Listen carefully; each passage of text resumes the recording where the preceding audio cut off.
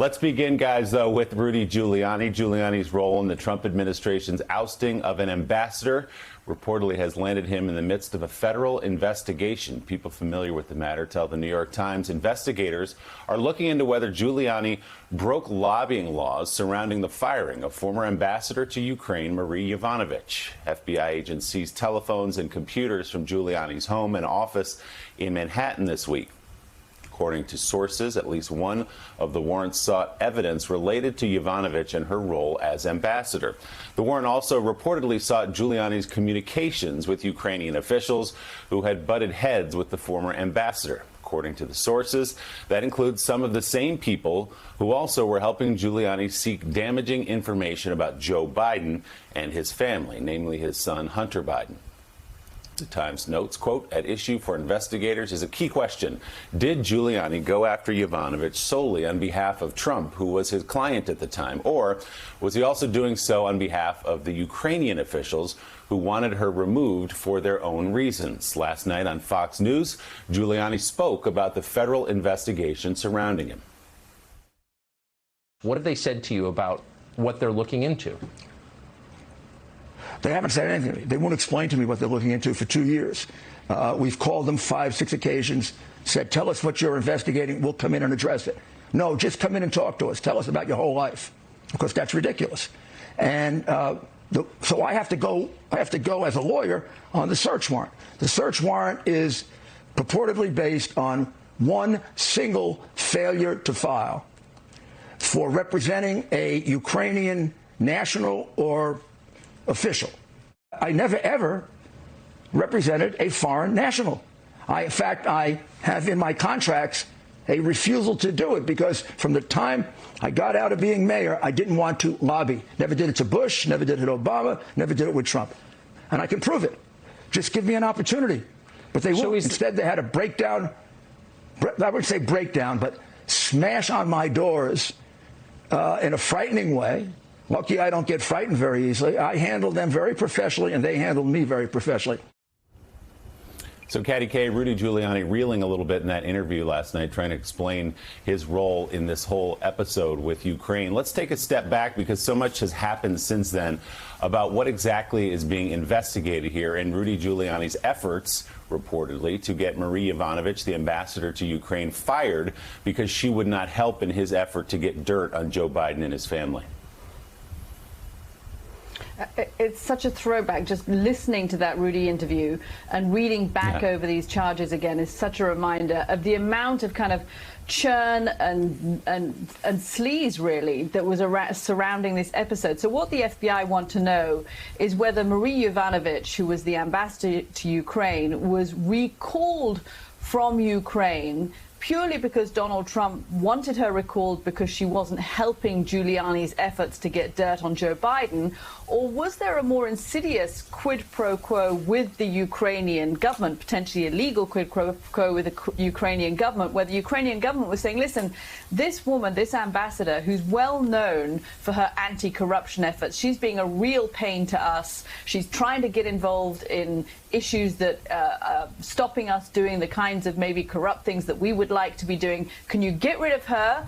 And then if you get rid of her, maybe then we can help you with this, announcing this investigation into Joe Biden. That's what's at the root of this latest revelation, and it's why Giuliani is looking distinctly uncomfortable, because that would put him in the position of having done the dirty work of a foreign government in recalling the ambassador. This wasn't for his client necessarily, this was for the Ukrainian government.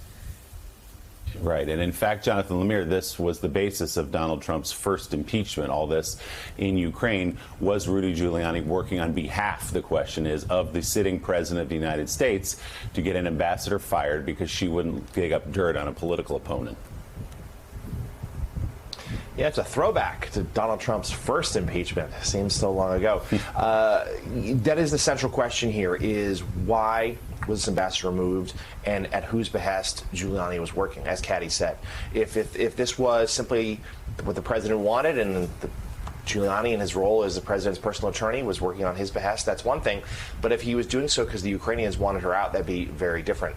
And let's remember, of course, taking a step back further, just the fall, the change in Rudy Giuliani's stature here. First of all, not just from America's mayor to this, but even in the Trump orbit, where during the Mueller probe, he was hailed as somewhat of a hero in the Trump's land because he helped with his attacks on the special counsel and sort of the muddying of the waters and throwing up smoke screens. You know, it was seen as that he helped confuse things enough that not only that allowed Trump to escape more serious charges or conclusions, I should say, from special counsel Mueller, but also the American public, largely stayed with him. There wasn't a break from, in terms of Republicans, there wasn't a break from members of his own party going away from him. But then he basically, after escaping the Mueller probe, got President Trump impeached, Giuliani, with his actions in the Ukraine, and then, of course, he played a central role in the nonsensical Stop the Steal movement and fed into President Trump's baseless claims of election fraud. And we should also note, as a final point, that in the final weeks of the Trump administration, Giuliani was one of those who was talking to the president and people around him about a possible pardon, a preemptive pardon, some sort of blanket pardon that he could get on before Trump went out the door. That, of course, did not happen. But now one wonders if perhaps this is why it was raised. We know there's been an investigation for quite some time into the Giuliani's ties with certain Ukrainian interests, shady elements over there, and now it appears without any protection from Trump or any Bill Barr's DOJ, Giuliani is caught exposed. And the reflexive response from Rudy Giuliani and supporters of President Trump is that this is Joe Biden and his administration seeking retribution against Donald Trump and Rudy Giuliani. But in an interview yesterday at the White House with our colleague Craig Melvin, Craig asked President Biden about the federal raid on Giuliani's apartment and office. Were you aware of that raid before it happened? I give him my word I was not. I made a pledge. I would not interfere in any way, order, or try to stop any investigation the Justice Department had underway. I learned about that last night when the rest of the world learned about it. That's not the role of the president. The Justice Department is the people's lawyer, not the president's lawyer. Meanwhile, the Washington Post is reporting the FBI warned Rudy Giuliani back in 2019 that he was the target of a Russian influence operation. People familiar with the matter telling the Post the disinformation campaign was intended to damage then-candidate Biden politically before the election. Several current and former U.S. officials said the warning was part of an extensive effort by the FBI to alert members of Congress and the conservative media outlet One America News that they risked being used to further Russia's attempt to influence the outcome of the election. Last summer, the FBI also gave what is known as a defensive briefing to Republican Senator Ron Johnson of Wisconsin. Johnson confirmed the Bureau warned him that he was, quote, a target of Russian disinformation, but he disagreed with the reporting on the nature of the briefing. Hey, thanks so much for watching our YouTube channel. You can follow up on today's top stories and breaking news, or catch up on your favorite MSNBC shows all in one place. Download the NBC News app today.